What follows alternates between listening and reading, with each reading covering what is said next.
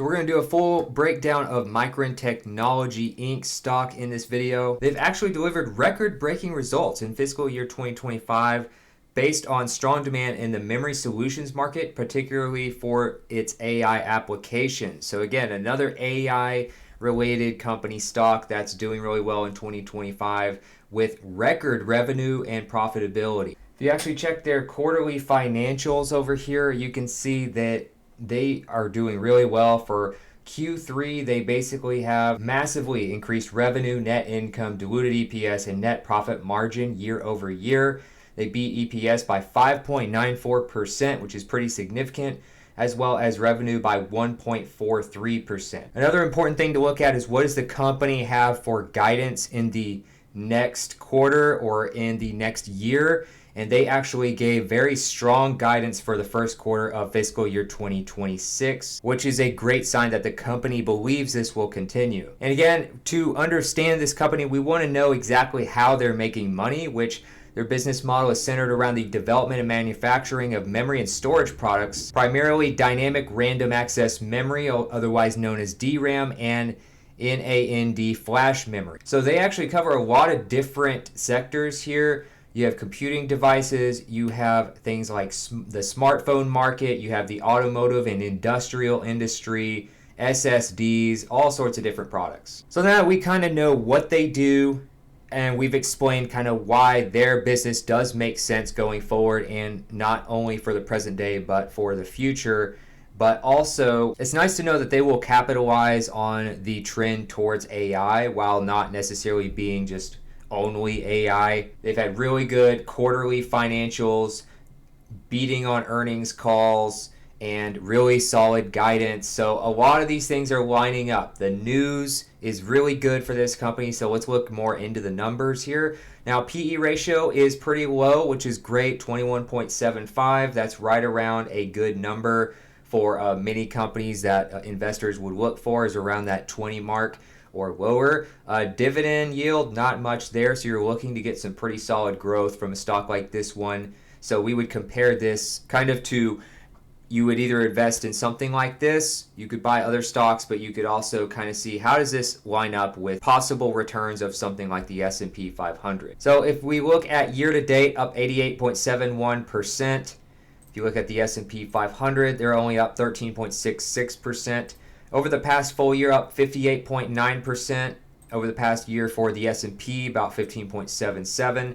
And over the past 5 years, up 254%, while the S&P is only up about 99%. I also like to look at the last quarter of a year or the last 3 months, and they are up 31.98%. This is also a good little indicator of like, well, how are they doing in the short term? Are they having some growth recently? You don't want to just have something that's kind of going stale. So what's the trend there? Seems to be pretty good their last few months. I actually think their assets versus liabilities looks pretty good. You have multiples more in assets over liabilities. I think that's a good sign. Price to book is surprisingly low here. A lot of companies I've been looking at have been like 15, 20 or more in many cases. A lot of technology companies, a lot of AI centered companies. So their price to book relatively is very low. A return on assets is really good as well at 11.45%. And their return on capital is actually really solid as well. You also notice that their PE ratio on Robinhood's pretty close to the same number. Sometimes it can be vastly different. It's very rare, but I check just to make sure because one is more of a forward PE ratio, one is more of a trailing PE ratio. You can look and see what hedge funds are doing as well. Obviously, these are all minor indicators, but just something to see what they are doing because it's literally their job to try and beat the market and get the best returns for their portfolios they are managing. Now, ownership of MU, which is Micron, decreased by 5.8 million shares versus Q1. So I don't know if they know something that we don't, but they are down. They sold 72%, bought 28%, whereas it was positive a few quarters before that. So that's kind of an interesting thing to see.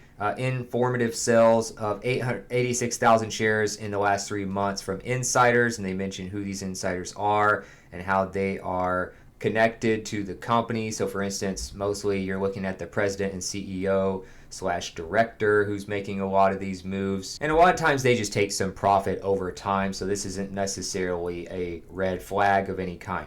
Analyst ratings, though, they do have 43 Wall Street analysts, and they have a consensus of 86% of them saying it's a buy, which is a really strong indicator here. Hold is 11.6%, which is not bad. And then 2.3% sell. So very, very small percentage of them is saying that you should sell. Over time, you can see their earnings, they're getting more and more bullish, and they are pretty much always hitting or surpassing their earnings estimates, which is also a great sign as well. Another thing is the EV to EBITDA ratio, which is another kind of more raw indicator that is used by many people as kind of an alternate to something like a PE ratio. It can help you kind of figure out if you're getting a fair value for the stock right now or not.